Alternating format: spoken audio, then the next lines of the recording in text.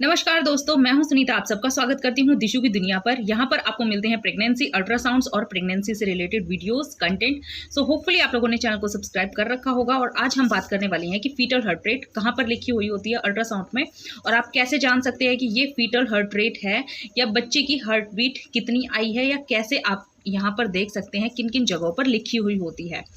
तो देखिए, सबसे पहले इस तरीके का आपको एक अल्ट्रासाउंड स्कैन दिया जाता है और कंप्लीटली आपको एक रिपोर्ट भी दी जाती है।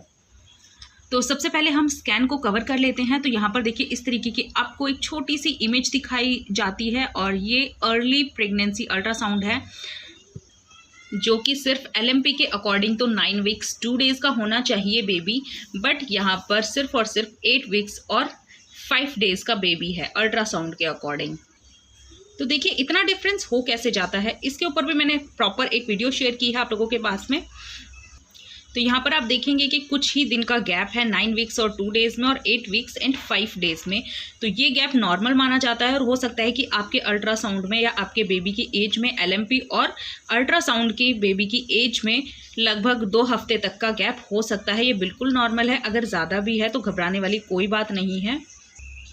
तो चलिए अब मैं दिखाती हूँ कि यहाँ पर कहाँ लिखा हुआ होता है कि बच्चे की हार्ट बीट कितनी आई है। तो सबसे पहले तो आपका नाम, आपने जहाँ पर अल्ट्रासाउंड कराया है उनका नाम, ये सब लिखा हुआ होता है, मेंशन किया हुआ होता है। आपकी एलएमपी लिखी हुई होती है और आपकी ईटीडी लिखी हुई होती है। वैसे तो बहुत सारी चीज़ें इसमें मेंशन की जाती हैं। आप जिस टाइम पे स्कैन हुआ होता है वो टाइमिंग भी, आपकी ईटीडी भी, काफ़ी सारी चीज़ें इसमें मेंशन होती हैं। तो यहाँ पर देखिए, सबसे पहले तो CRL लिखी हुई है यहाँ पर, आप बहुत ही गौर से देख पाएंगे तो।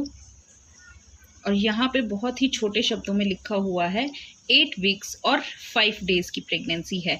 तो आपकी बेबी की एज इस तरीके से नापी जाती है, जो भी आपकी बेबी की एज होती है वो वीक्स में नापी जाती है, ना कि मंथ्स में अल्ट्रासाउंड के अकॉर्डिंग।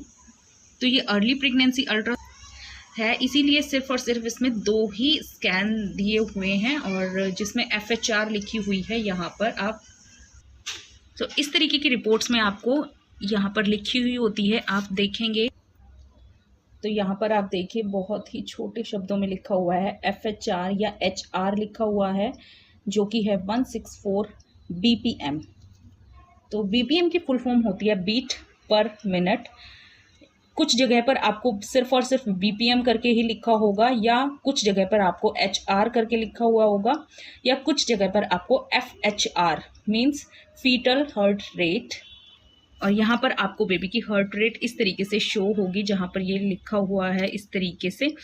एक तो लिखकर आपको शो होगी, और यहाँ पर मेंशन किया गया है जो कि पैराग्राफ की तरह है।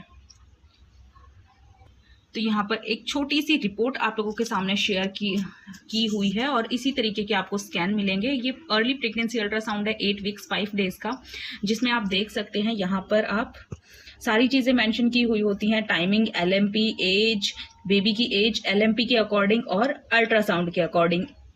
और जब आपका स्कैन हुआ है वो डेट, टाइमिंग, बेबी की ईटीडी, सब कुछ मेंशन किया होता है। यहाँ पर आपको HR ये देखने को मिल रही है 164 बीट पर मिनट, और यहाँ पर सिर्फ और सिर्फ एक ही बार चेक की थी और एक ही बार में फिक्स आ गई थी। अदरवाइज फिर आपकी first, second, third, fourth, fifth finally इस तरीके से होती है, क्योंकि बच्चे की हार्ट बीट नहीं आती है। मेरे केस में बहुत ही जल्दी आ गई थी, इसीलिए मतलब फर्स्ट अल्ट्रासाउंड में फर्स्ट टाइम पर ही आ गई थी। अदरवाइज फिर आपको घूमना पड़ सकता है, थोड़ा सा टहलना पड़ सकता है, हो सकता है आपको थोड़ा सा पानी पिलाया जाए, थोड़ा सा आपको कुछ खिलाया जाए।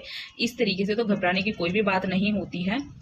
अब हम बात करते हैं कि इस तरीके की रिपोर्ट में कहाँ पर लिखा हुआ होता है।